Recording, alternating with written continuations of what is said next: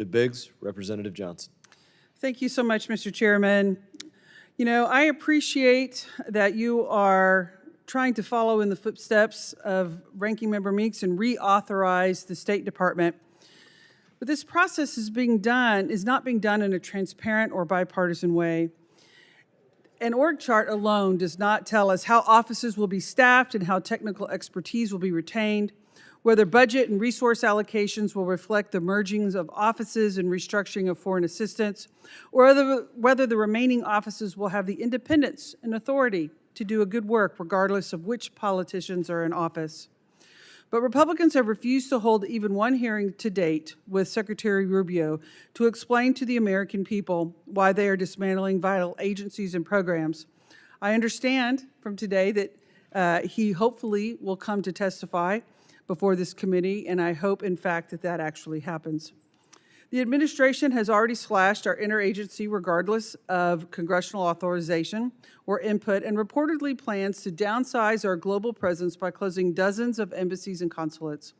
This reorganization would have a dramatic U.S. national security implications, constitutes an unjustified seismic shift in the U.S. foreign policy enterprise, and includes many proposed measures that would be illegal and without congressional action.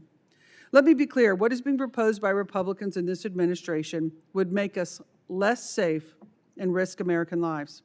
The State Department, USAID, and its diplomatic corps have been the backbone of American foreign policy, advancing U.S. interests, strengthening alliances, and responding to global crisis. Democrats have never shied away from conversations about improving the existing system, but slashing their workforces, closing embassies, consulates, and missions, and dismantling key bureaus is reckless and cripples our inability to conduct diplomacy, counter China and Russia, and maintain our way of life. The administration must engage with Congress, including testifying before us to explain and defend these plans to restructure the country's premier diplomatic agencies. Otherwise, this is not a serious or thoughtful process, and Democrats will not rubber stamp half-baked, dangerous challenges. You know, I'm very concerned about just the lack of stability.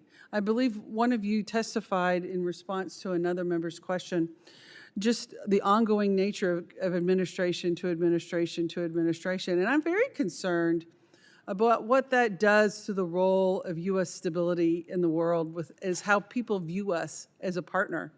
And are we less stable? Are we less reliable? Are we subject to such broad changing whims?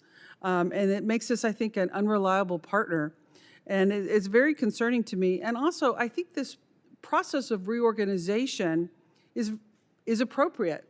It's something we should absolutely do in a thoughtful, reasoned manner.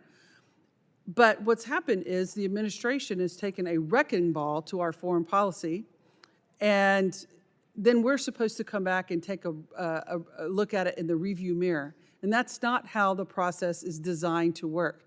The process should be, we should have people come in and testify regarding various programs and let us determine, have they fulfilled their mission? Did they never achieve the intended purpose?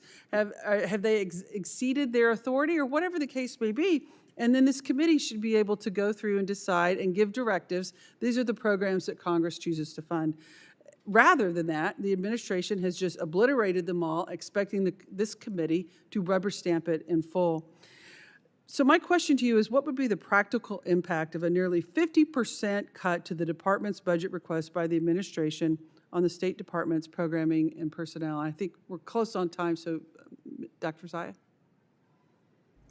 I would just repeat the point I made earlier, Congresswoman. It doesn't add up. And, you know, a 15% domestic staffing cut combined with a 50% operational cut, it's very hard for me to imagine how, you know, this conversation has been about meeting 21st century challenges, streamlining decision-making, yes, absolutely, to be able to be more agile, more impactful for the American people. There's a lot of explaining to do how this could possibly happen with, it isn't even attenuated. That is an unprecedented cut and chop to U.S. diplomatic operations.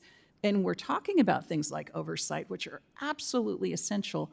How do you do that all with far fewer salaries paid and operations in place when our adversaries are in maximum overdrive. Right. Thank you. I'm out of time. Thank you so much, and I yield back.